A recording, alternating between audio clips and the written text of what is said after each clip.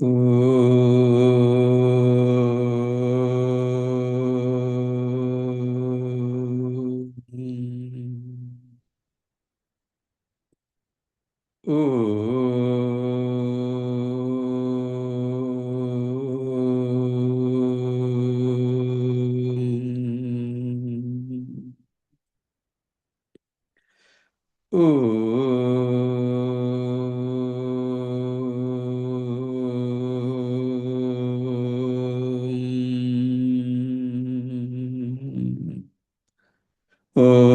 Shri Ganeshaya Namaha. Om Shri Saraswatyai Namaha. Om Shri Gurubhyo Namaha. Sada Shiva Samarambham Shankaracharya Madhyamam Asmadacharya Paryantam Vande Guru Paramparam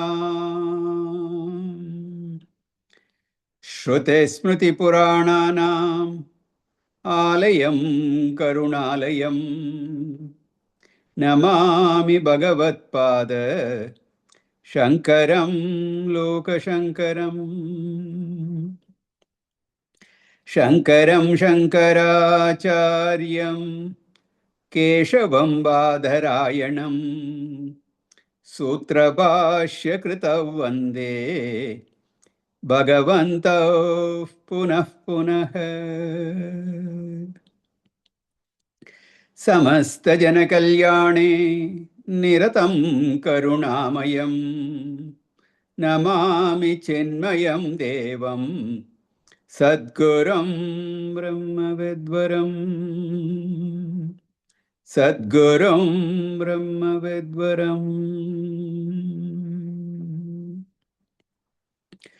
Om Sahana Bhavatu Sahana Bhunaktu Sahaviryam Karavavahai Tejasvinavaditamastu Mavid Vishavahai Om Shanti Shanti Shanti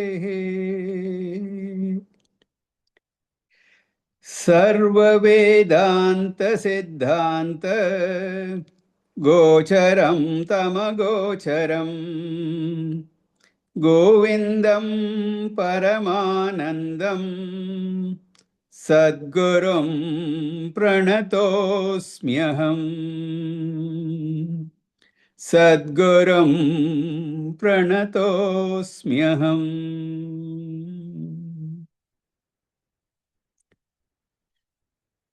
Bhagavan Shankaracharya has answered the seventh and final question. The last question from the student, that was, how can one distinguish Atma from Anatma? The Anatma is divided into Panchakoshas, 5 sheets, and they cover that Atma just as the water in a pond gets covered by the moss.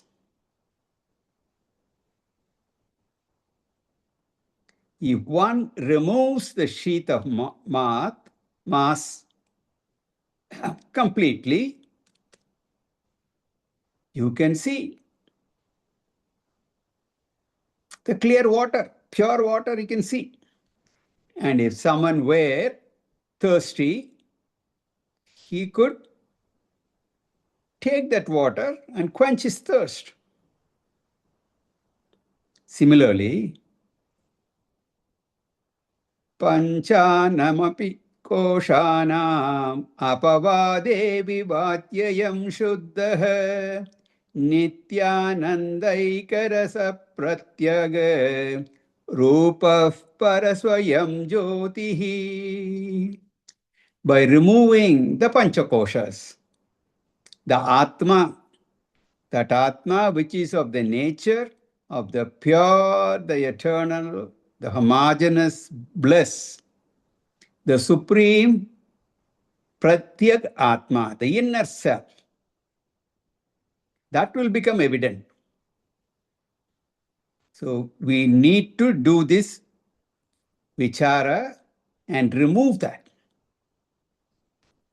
So in the example, it was the Shuddha Jalam, the pure water. And in the exemplified, it is Shuddha Atma. Therefore, what every seeker ought to do is this. Atmanatma viveka kartavyah bandhamuktaye vidusha tenaivanandi bhavate svam vijñāya satchidanandam. So who is intelligent? The one who is intelligent should do this Panchakosha Viveka. If he does that and realizes that Brahman is me, myself, then recognizing that Satchidananda, existence, consciousness, bliss, he becomes free from bondage. This Atma, Anatma, Viveka must be done. Munja dishikamiva drishya vargat pratyantyamatmanamasangamakkriyam vivichya tatra pravilapya sarvam tadatmana tishtati yassa muktah. So very carefully, like separating the inner core of the munja grass, like that, with great care. Very carefully, you have to separate the anatma layers that is covering the atma. And after separating the unattached, actionless atma from everything, the one who abides in that self, he alone is liberated. So we have seen up to this for in the last class. Continuing. Tiho yamanna bhavananyasastu koshah chanena jivati vinashyati tadvihinah tvakcharmamam sarudirasti purisharashihi nayam swayam bhavitum arhati nitya shuddhah deho yamanna bhavanonyastu koshah Chanena jivati vinashyati tadvihinah tvakcharmamam sarudirasti purisharashihi nayam swayam bhavitum arhati nitya shuddhah. With the previous shloka, the Panchakosha Viveka, that introduction is over. Now, he is going to take each kosha and point out that Atma is not any of these koshas. He will discuss all the koshas, and all this comes under one topic, Atma, Anatma, Viveka, the seventh question. This was introduced in the last verses. Now the detailed discussion. And this discussion spans, of course, it started with verse 149 and it will go all the way up to verse 211. 149 to 153 that we have seen so far is the introduction leading into this detailed discussion. From 154 to 164 is Annamaya Kosha, Atma Viveka. Just the outermost layer he is going to take first, and that itself will take 11 verses. So he first defines, Ayam dehaha annamayaha tu koshaha. This physical body is annamaya kosha. Why is it called Annamaya Kosha? It is called Annamaya Kosha because it is born of Annam, food. It is sustained by Annam. If you have any doubt, those of you who do Upavasa for Shivaratri, yeah, you don't eat anything the whole day. Not like Ekadashi fasting and all that. There, substitutes are allowed. But if you don't take anything but water, then you will know. Quite a few of you, do observe those vratas. So you know how it is. And in the Upanishad also, there are examples. We will talk about that. An arrogant student, his guru was his father. He went to Gurukula, came back very proud and all that. And then father asked him, what did you study? What did you learn? Just like our kids when they come back, how was your school? Fine. How was your day? Good. They don't want to talk about it. Like that. He came back with an attitude. So did you learn anything? So then I said, okay. You learned something, but you've not learned everything. I'll teach you. So the father is the guru. And he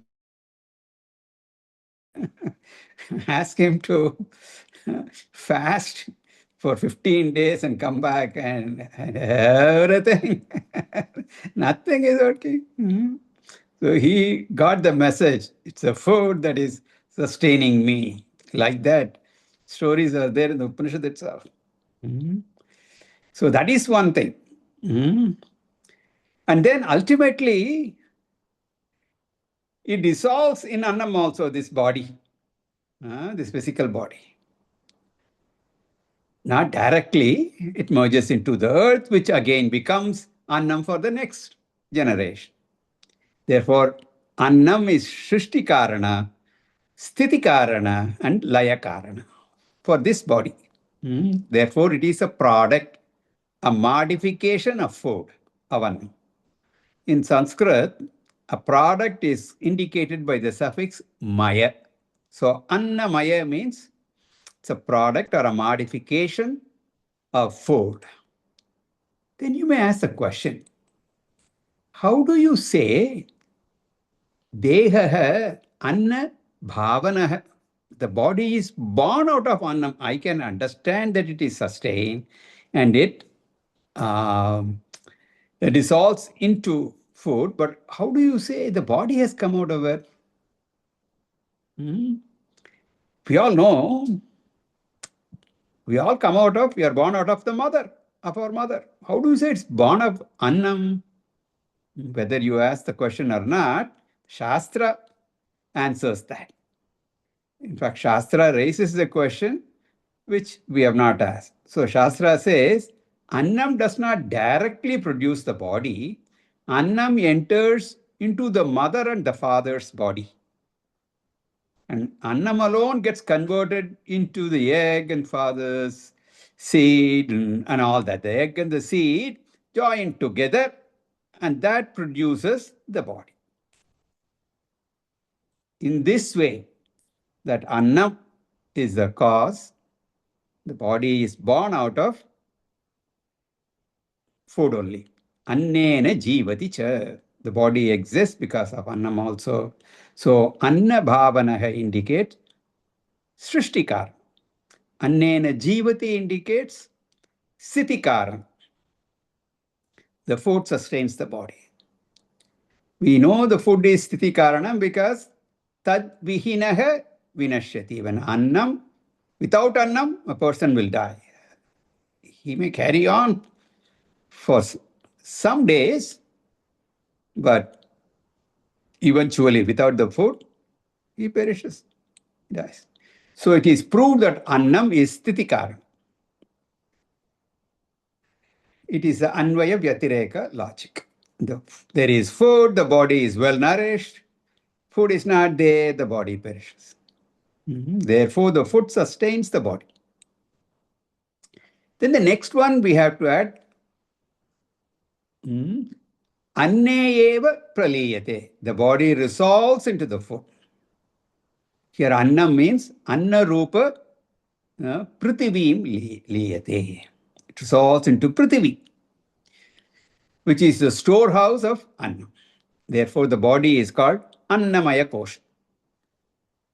So in these verses, Bhashyakara shows the features of the physical body and he talks about the nature of the Atma and shows how they are diagonally opposite to each other. They are of different nature, opposite nature. When the body and the Atma are of different nature, how can they be identical? So that's the question. In this particular verse, he reveals two features of the body. One is anityatvam. It is ephemeral. It's not eternal. And then number two, it is ashuddhatvam. Body is impure. Body is anitya, perishable, and ashuddha, impure. Whereas Atma is nitya, it is eternal. And it is shuddha, pure. How can this anitya, ashuddha, annamaya be equal to nitya, shuddha, atma? This is the essence of this verse. So you all know the meaning of the words anitya and ashuddha. Anitya means impermanent, temporary. Ashuddha means impure. How can the impermanent, impure body be the permanent and pure Atma? To show that the body is anityam, he shows that the body is a karya, a product. Yat kritakam tat anityam. Yat karyam tat anityam. Whatever is an effect or a product, it is impermanent. Since the body is a product of Annam, it is called Annamaya. Since it is a product, it is impermanent. And we all know, our own experience is there. The body is subject to birth and death. Of course, we have not seen our own birth and we will not see our death, but other bodies we see. They are born, they are here for however many years, and they are gone. So that we see. So the Anubhava is there. Therefore, this body is definitely not permanent. This is the essence of the first two lines. In the third line, Shankaracharya shows that the body is ashuddha, impure, because it consists of the following materials. What are they? Tvak, charma, mamsha, rudiraha, asti, purisha, rashi. It's a collection of all this. What all? Tvak, the external skin. Charma, the internal skin. Epidermis and dermis. You're all familiar with those terms. Mamsha, flesh. Rudira, blood. Asti, bones. Purisha, the fecal matter. This is the dhatus, the ingredients that make up this body. Rashi, it is a bundle, a collection and conglomeration of all these items. And they are impure by nature. When it is packaged nicely, it is pretty beautiful, handsome, everything. But when you dissect it, it is dirty. Naturally, the body is impure. One day a person does not take bath.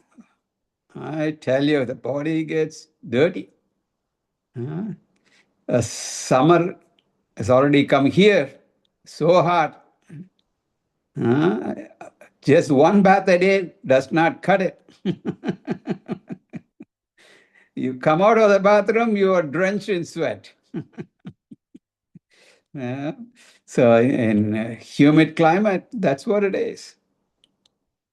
So we are all well aware of this.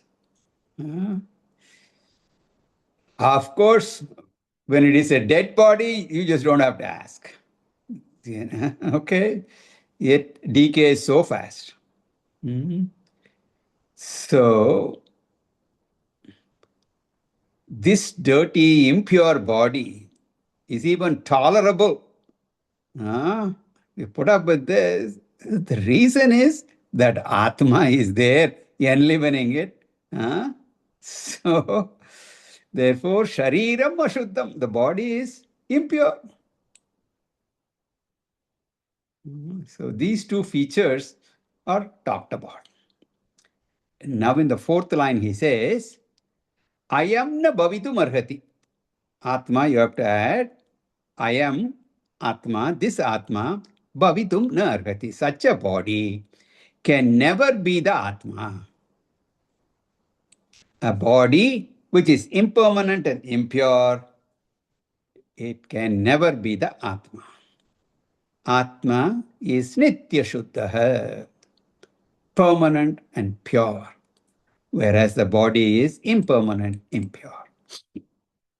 Continuing, Purvam Janeradi Mruterapi Nayamasti Purvam Janaradim Amrute Pinayamasti Jata Kshana Kshana Guno Niyata Swabhavah Jata Kshana Kshana Guno Niyata Swabhavah Naiko Jadascha Gadavat Pradishyamanaha Naiko Jadascha Gadavat Paridrishyamanaha Swatma Katam Bhavati Bhava Vikaraveta Swatma Katam Bhavati Bhava Vikaraveta Purvam Janeradi Mritaerapi Nayamasti Jata Kshana Kshana Guno Niyata Swabhava Naiko Jadascha Gadavat Paridrishyamanaha Swatma Katam Bhavati Bhava Vikaraveta.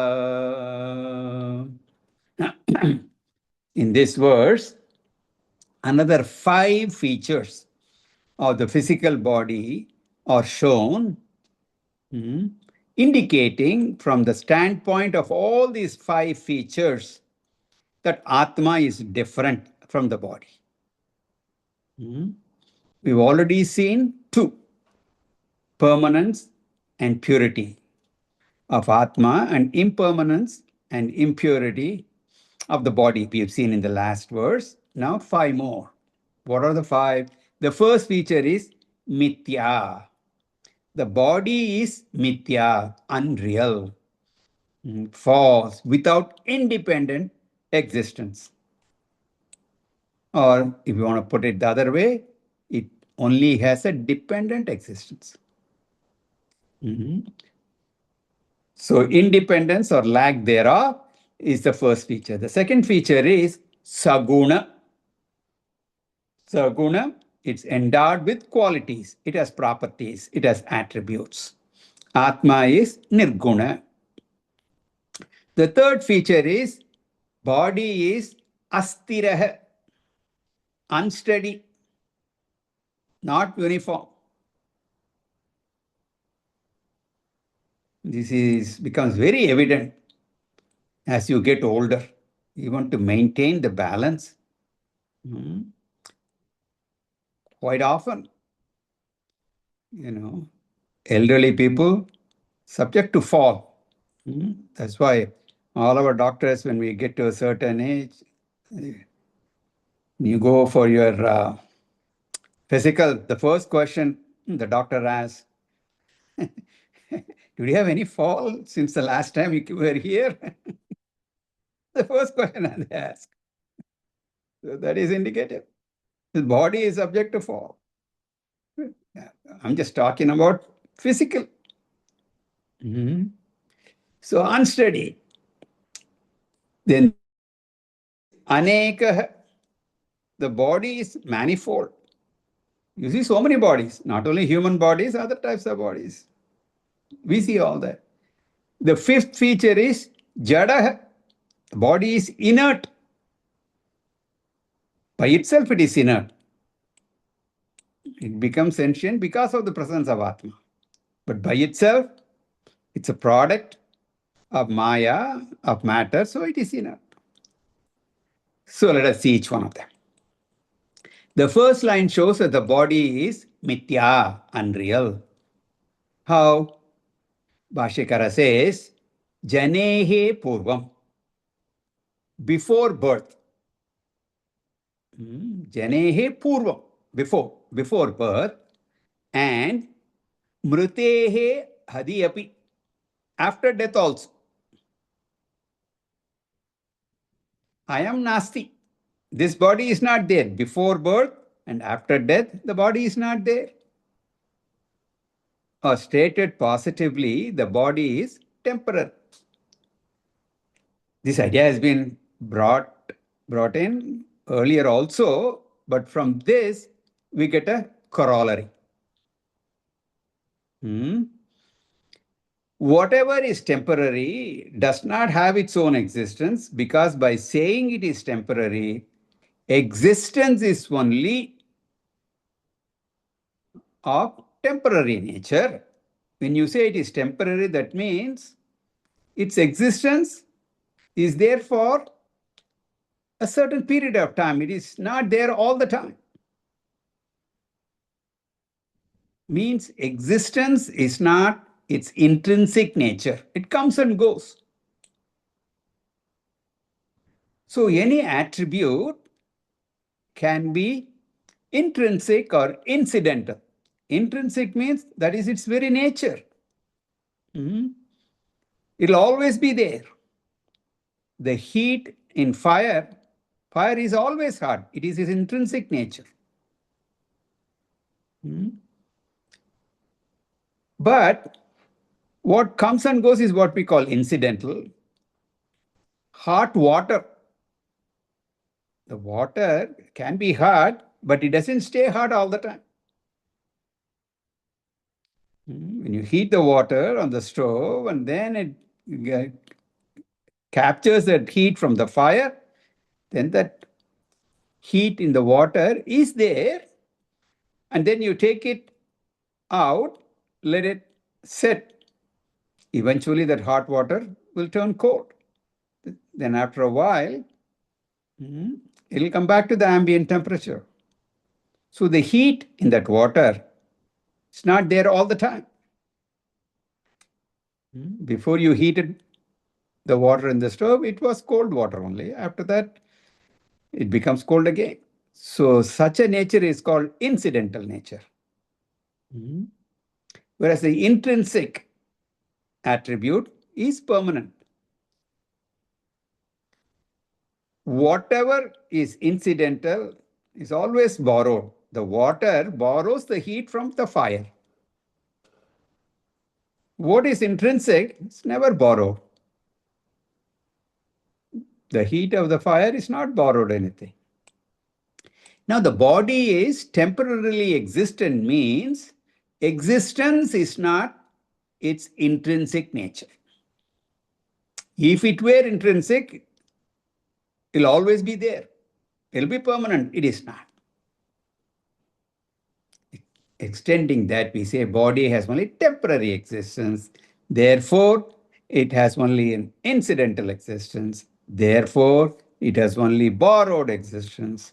So whatever has borrowed its existence is mithya.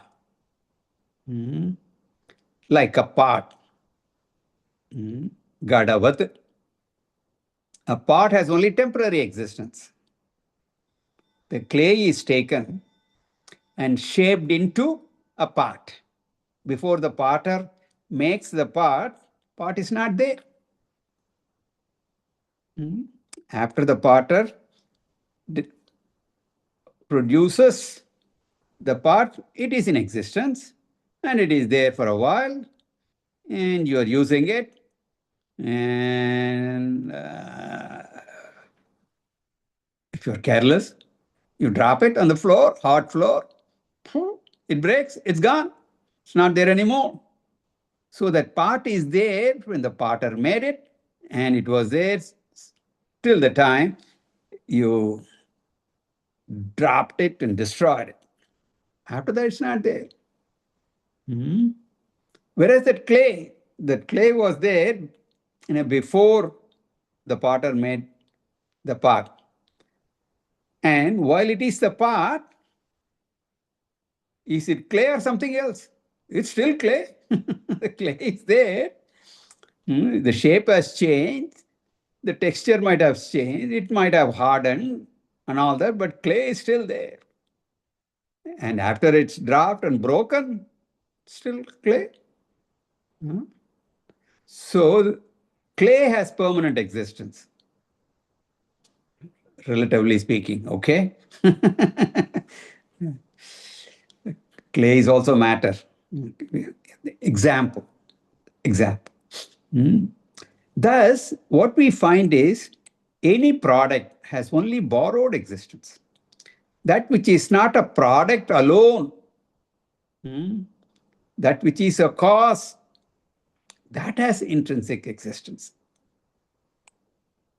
That's what Bhagavan Sri Krishna had said in the Bhagavad Gita. Nasato vidyate bhavaha, nabhavo vidyate sataha. So the entire world is mithya because it has only a temporary existence, incidental existence. It's not permanent.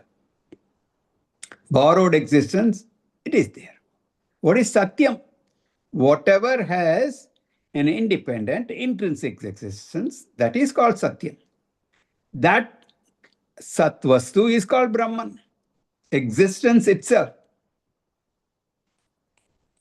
And again, those of you who studied Gaudapadacharya's Mandukya Karika with me will remember this famous verse, Adau antecha yannasti vartamaneyapi tattata. Adau, in the beginning, antecha, and in the end, yat nasti, that which is not there in the beginning, that is not there in the end. Vartamane api tattata. Vartamane, in the present also, it really is not there. So what was not there before and what will not be there later, that is not there in the present as well. So I just gave you the example how the pot was not there before it was made. The pot is not there after it is broken. So even though transactionally, empirically it is there during, but it is as good as not being there. Therefore, only clay is, clay was, clay is, clay will ever be there. The pot, if at all you say it has an existence, what kind of an existence does it have? Verbal existence. It's a name. Nama. For that rupa, the potter made that lump of clay into a certain shape. It may be a flower vase, it may be a cup, it may be a saucer, whatever it is, some earthenware. It has a certain shape, and for that you give different names. What is there is only Nama Rupa. Other than that, it doesn't have a real existence. It does not have. The anitya vastu has only verbal existence, a nominal existence. We call it mithya. So Shankaracharya says, Janehe purvam mritehe yadi api ayam deha nasti. Before birth and in the end, this body is not there. Tasmat, therefore, mithya, it is unreal, it is false. Body is not there before birth, it is not there after death. Therefore, it is unreal. The word mithya, it's better not to translate it. You should capture the idea of mithya and just use it. Because any other word, unreal, false, illusion, etc., they all have other connotations and it'll just confuse you. Mithya concept you understand. Then it is, your understanding will be clearer. When we use words like it's an illusion, Maya, Mayavi does that, then sometimes you think it's a mental projection. No, it has an existence, but it is not a permanent existence. It's a transactional, it's an empirical existence, temporary existence. It is not a mental projection, it is there. All the objects around, in this transactional plane, the Vyavaharika plane, it has Vyavaharika Satta. Doesn't have Paramarthika Satta. And it is not like the dream or hallucination. It's not. These objects are tangible. They have utility. All these arguments we went through in the Karika. Okay. If you have any doubts, go back. Vaitatya Prakaranam. So, they are functional. You can use it. Nothing wrong. But you just understand, it is Vyavaharika Satta. Reality is transactional. At the absolute level, it doesn't have an existence.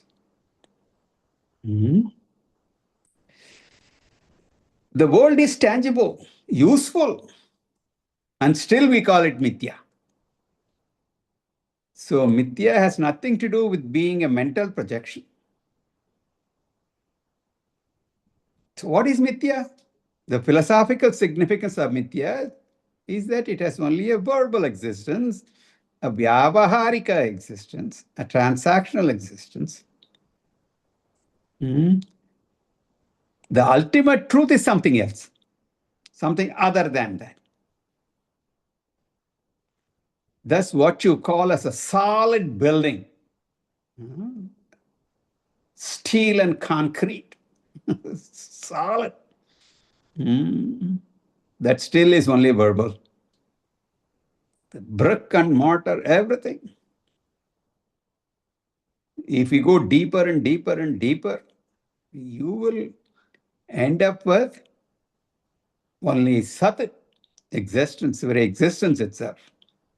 All the other thing other than that is mithya. You don't have to say non-existent. It is not absolutely non-existence, existent. You see, it's not asat. It is not sat, it is not asat. That which is not sat and which is not asat, that is mithya. So, according to Vedanta, existence is consciousness and everything else is only mithya. Then, jata kshanah, every moment the body is reborn. We just don't have just one birth. This body is constantly being reborn. Every moment the body is reborn. And we all know, we've studied, that old cells are replaced by new cells.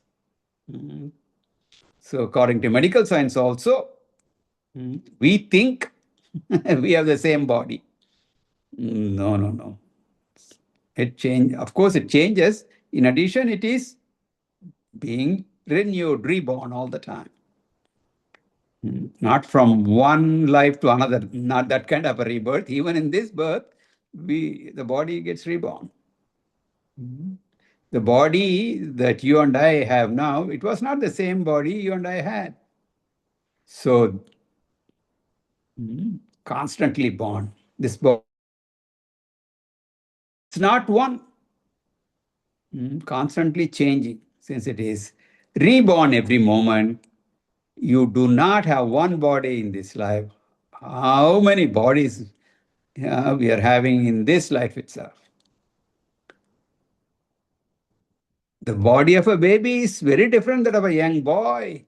A full-grown adult is different from that. In old age, a body gets dilapidated.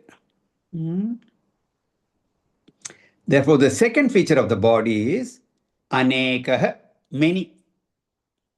First feature is annamaya, body is mityatva. The second feature is anekata. The next feature is, go back to the second line, kshana gunaha. It has a property every moment. The body's condition changes every moment. Comfortably sitting in a chair. After 15 minutes,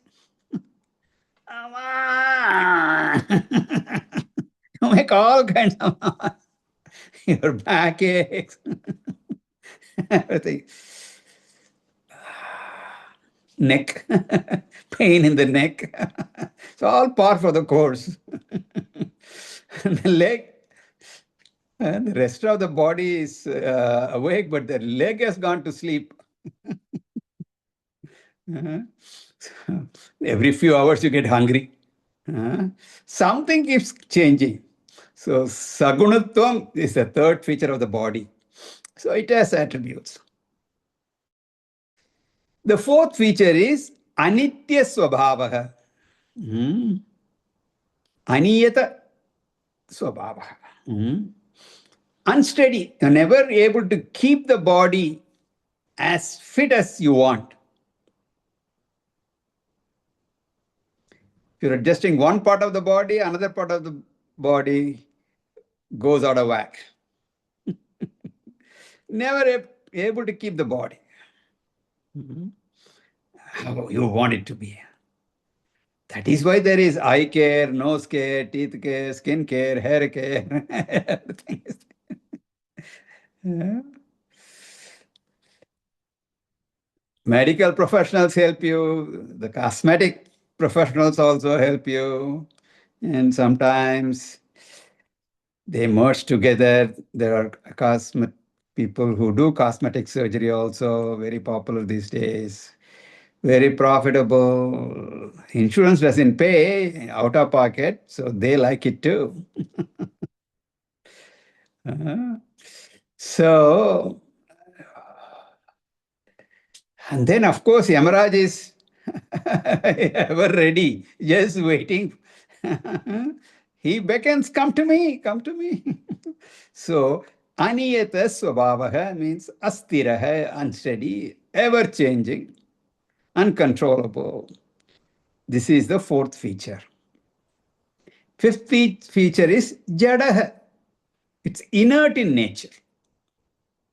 Even though the body we feel is sentient, body is moving, running around, all that, it's there. Not that it is not there, but we have seen this point many, many times. By itself, the innate nature is jada because it's a product of matter. And its sentience is borrowed sentience. We've seen this, how the mind has the ability to reflect consciousness, and that reflected consciousness, it is able to lend it to the sense organs. and then in turn to the physical body. That's why this body is sentient. It is active. It is alive. It's not of its own. And the proof of that is very clear when that reflected consciousness, the subtle body departs from this gross body, the body is no longer alive, no more sentient. Secondly, the external world which I experience, that is also a bundle of inert matter only. So everything outside world, objects of the world, it's all inert. That we see very clearly. A chair is there, table is there. The table or chair cannot move by itself. If it starts moving, and then you get scared. The objects, when they are in their place, you're happy. If they start moving, then there's some problem. We see that. Because they are seen, they are experienced. When it comes to this body, that is also seen, that is also experienced. So from that angle also, it is no different from the objects of the world. These are all supporting logic. The ultimate pramana is Shastra pramana, which clearly points out that the body is inert.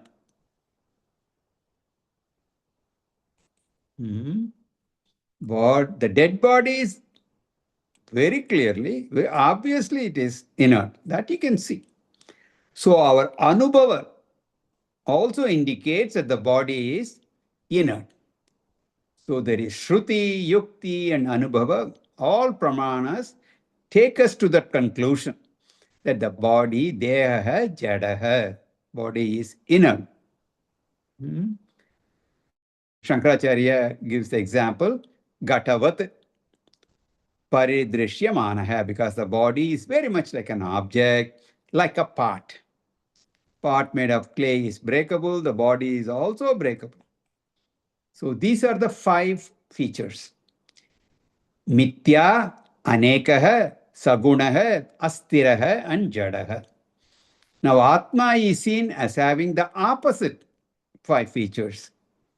Atma is Satya, Yekaha, Nirgunaha, Stiraha, and Chetanaha. How do you know? The I, not this I is the same I, even though I shed many bodies between birth and death. So we have seen in Bhagavad Gita also, baby is there, boy is there, an adult is there, but there is one thing that is the same throughout. That I thread is there. Therefore, Atma is Satyam, Atma is Ekaha, Nirgunaha, free of attributes, Stiraha, steady. Atma is Chaitanya Swarupaha. It is conscious, it is sentient. Consciousness, sentience is its very nature. Now look at the 4th line. Deha Atma Katam Bhavati. I added the word Deha. How can such a body be Atma? Having clearly brought out these 5 differences, how can you call this body to be Atma? Shankaracharya gives another reason. Bhava Vikara Veta. The Atma which is aware of all the modifications, including the modifications of the body. How can that Atma, the experiencer of the modifications of the object, how can that be the body? The body is experienced. All the changes of the body, Atma is seeing. How can that seer be the seen? How can the subject be the object? They have to be different. Om Purnamata Purnamidam पूर्णात् पूर्णमुदच्यते पूर्णस्य पूर्णमादाय पूर्णमेवावशिष्यते ॐ शान्ति शान्ति शान्तिः हरिः ॐ श्रीगुरुभ्यो नमः हरिः ॐ